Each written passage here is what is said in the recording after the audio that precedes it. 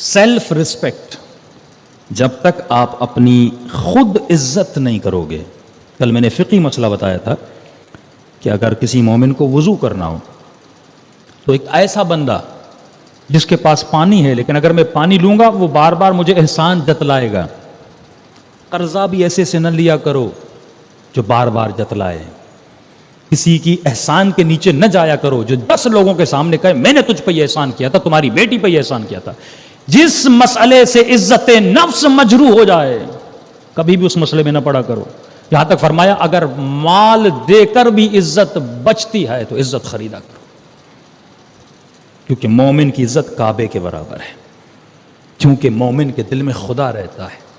اب تصور کریں کسی مومن کی جو بے عزتی کرتا ہے, کسی کی عزت کو اچھالتا ہے, 4 لوگوں کے درمیان اسے بے عزت کرتا ہے پیسے کے لیے. آپ نے دیکھا ہوگا جو بیچارے کرایہ دار کرایہ نہیں دے پاتے, مالک مکان کیا کرتے ہیں, سامان گلی میں پھینک دیتے ہیں. 4 لوگوں کے سامنے بے عزت کرتے ہیں.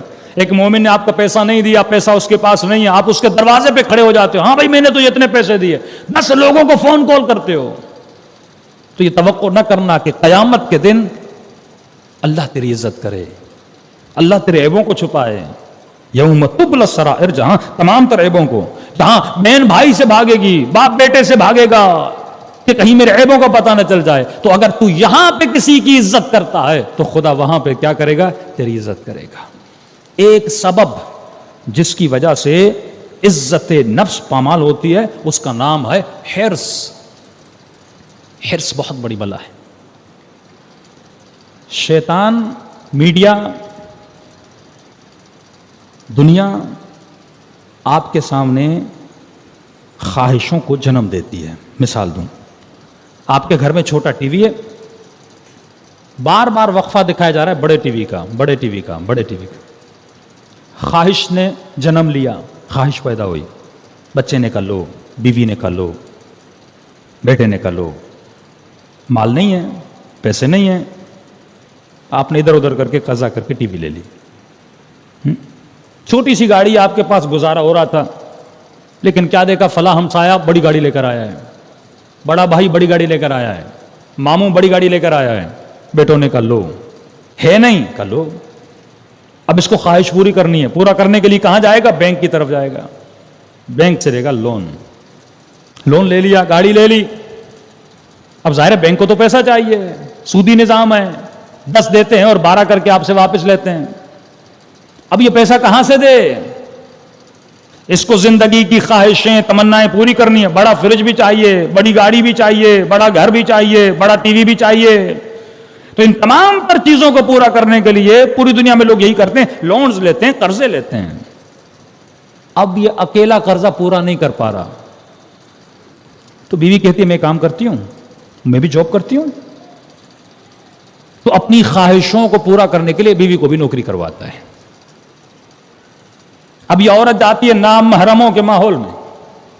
رسول خدا کی حدیث, جب عورت نام محرم کے سامنے ہوتی ہے تیسرا وجود جو ان کے درمیان ہوتا ہے وہ شیطان ہوتا ہے.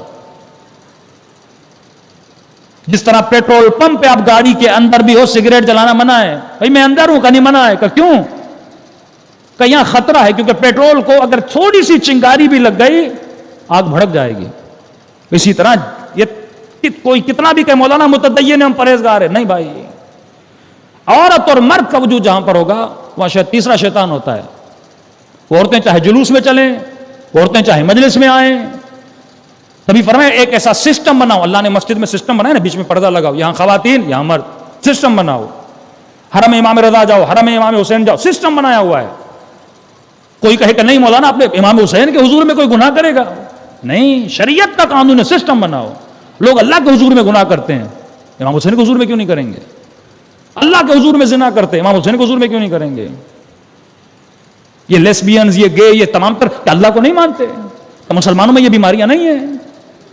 حضور خدا میں جب گناہ کر سکتا ہے تو مجلس میں کیوں نہیں گناہ کرے گا؟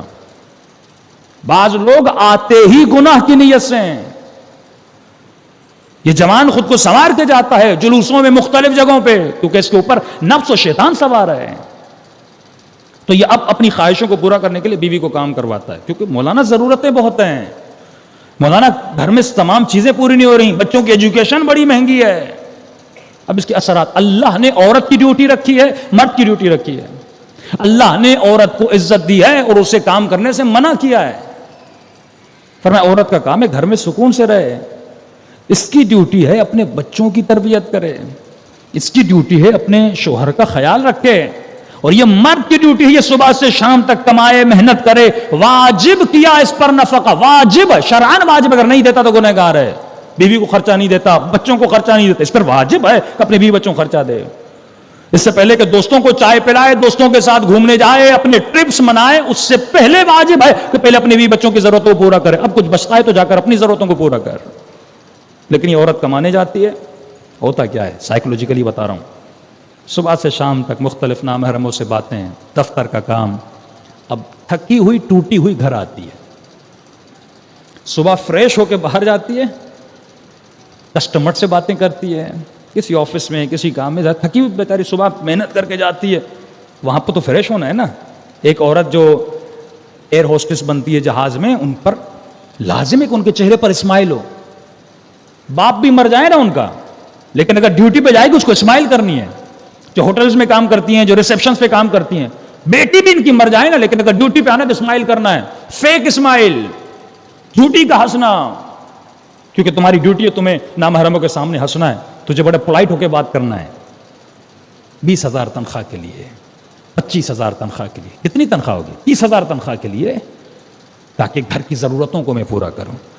حالانکہ میں اگر اپنی آرزوؤں کی چادر اتنی بڑھاتا جتنی میری ضرورت ہے، اس سے زیادہ میں اپنے چادر کو نہ پھیلاتا تو کبھی اس بیماری میں معاشرہ مبتلا نہ ہوتا. لیکن مبتلا ہو چکا ہے. یہ عورت صبح فریش ہو کے نامحرموں سے باتیں کرتی ہے، کیونکہ توانائی انرجی صبح گھر سے نکلتی ہے، اور رات کو تھکی ہوئی ٹوٹی ہوئی گھر آتی ہے. اب کیا شوہر کی خدمت کرے گی؟ اب کیا بچوں پہ توجہ دے گی؟ پھر کہتے نہیں ہم کما رہے ہیں، ہم نے ایک ماسی رکھ لی ہے گھر پہ، ایک کام کرنے والی رکھی ہے، وہ بچوں کو سنبھال رہی ہے، وہ کیئر پرسن ہے. کسی نے تو لڑکے رکھے ہوئے ہیں گھروں میں. پھر جو واقعات ہوتے ہیں ٹی وی پر یا آپ سنتے ہیں واقعات، اب ظاہر اس جو نوکرانی گھر پہ کام کر، اس کے دل میں تو وہ محبت نہیں ہے نا جو ماں کے دل میں ہوتی ہے. بچہ شور کرے گا، اسے 2 تھپڑے مار دے گی، اسے ڈانٹ دے گی اور بولے گی گھر امی کو بتایا تو میں یہ کروں گی. سائیکولوجیکلی اس پورے بچے کی تربیت کیا ہو جاتی ہے؟ خراب ہو جاتی ہے. اور ایسے بچوں کی اپنے ماں باپ سے محبت بھی نہیں ہوتی. یہ بڑے ہوتے ہیں اسی طرح چھوڑ کے ماں باپ کو چلے جاتے ہیں جیسے بچپن میں ماں باپ نے چھوڑا تھا. پھر کربلائی گھرانہ نہیں بنتا کہ کربلا میں بھتیجا ہے امام حسین کا. ان کے مسائب بہت ممبر سے کم پڑے جاتے ہیں. جناب قاسم کی مصیبت پڑی جاتی ہے اور جناب عبداللہ کی مصیبت ممبر سے پڑھی نہیں جاتی. یہ بھی ہم نے رسم بنا دی کہ اس دن اس شہید کو پڑھنا ہے اور دوسرے شہداء کا ذکر ہوتا نہیں. 11 سال عمر ہے اس مجلس میں. اگر 11 سال کا بچہ، اسے دیکھیے اس بچے کا بدن کیا ہوتا ہے. 11 سال. فرماتے ہیں کہ یا اختی زینب، اے میری بہن زینب، احبسی ہا، اس بچے کا ہاتھ تھام کے رکھنا.